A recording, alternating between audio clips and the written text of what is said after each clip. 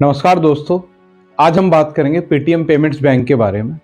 RBI ने उसको क्यों लेटर इश्यू करा है एंड इसका आपके लाइफ में क्या इम्पैक्ट होगा, इसको हम बिल्कुल इजी शब्दों में ब्रेक डाउन करेंगे। तो वीडियो के अंत तक बने रहिए आप इसको समझने के लिए।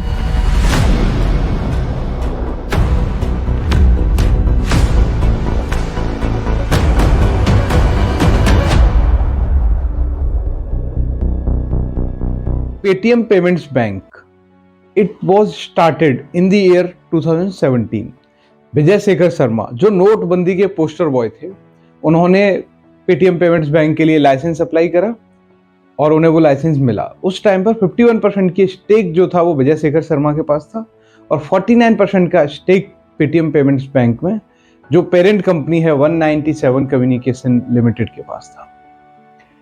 पेटीएम अपनी एक काफी स्टैटिक पेस से ग्रो कर रहा था and it was achieving new Heights every day, जहां पर वो हर रोज अपने नए सब्सक्राइबर्स और नए यूजर्स ऐड कर रहे थे पेटीएम के साथ। सो पहला झटका पेटीएम पेमेंट्स बैंक को आरबीआई ने जून 2018 में दिया।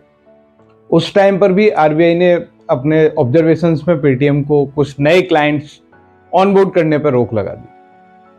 पेटीएम ने उसके आंसर्स दिए आरबीआई को एंड आरबीआई ने उनको वापस से अलाउ करा।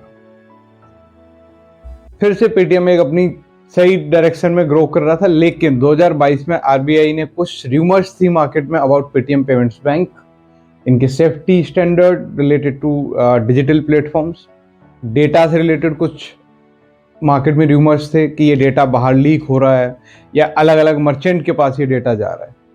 तो आरबीआई ने वापस से पेटीएम पेमेंट्स बैंक को न्यू क्लाइंट्स ऑनबोर्ड करने से रोका। उसके साथ ही आरबीआई ने बताया कि आपको अपना आईटी का एक ऑडिट कराना पड़ेगा। ये सब चला 2022 के बाद फिर से आरबीआई ने इनको अलाउ करा न्यू क्लाइंट्स ऑनबोर्ड करने के लिए और बेसिक नॉर्मल अपनी बिजनेस एक्टिविटीज को रन करने के लिए। और ये सब हो क्यों रहा था? क्योंकि आरबीआई ने जो ऑब्जर्वेशंस देखे उसमें कुछ कुछ ऐसे फैक्टर्स थे जिनकी जो आरबीआई ने, जैसे डे मैक्सिमम बैलेंस है जो in a day Paytm payments bank के अकाउंट में, उस पर उन्होंने एक लिमिट लगाई हुई थी, वो लिमिट ब्रीच हो रही थी।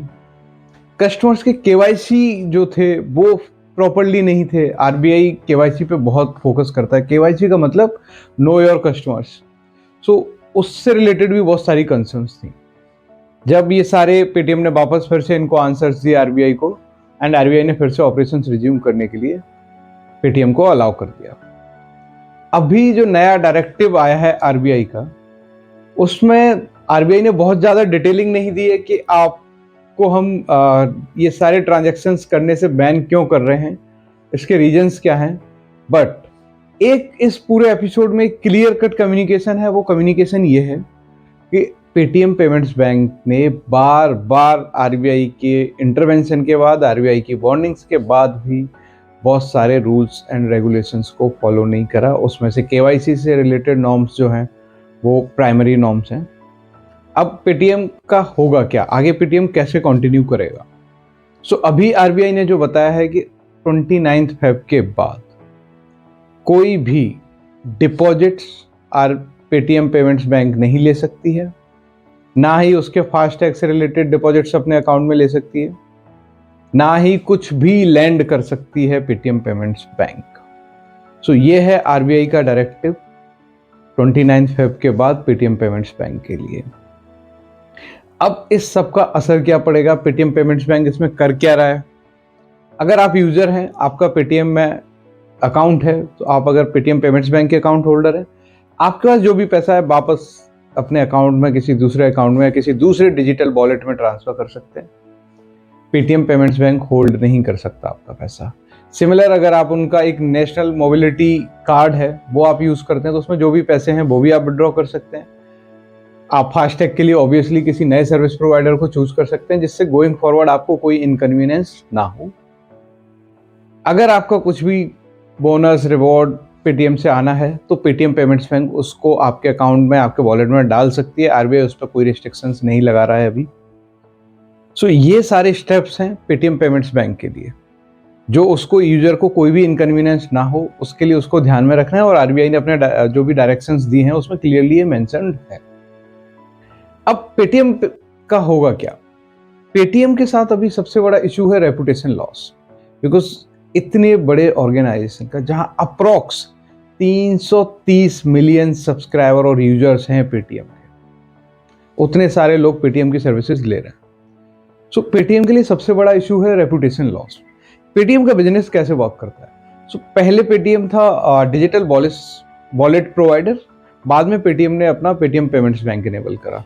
आपका जितना भी लेन देन डिजिटल वॉलेट के थ्रू होता था वो पैसा पेटीएम पेमेंट्स बैंक में रखा जाता।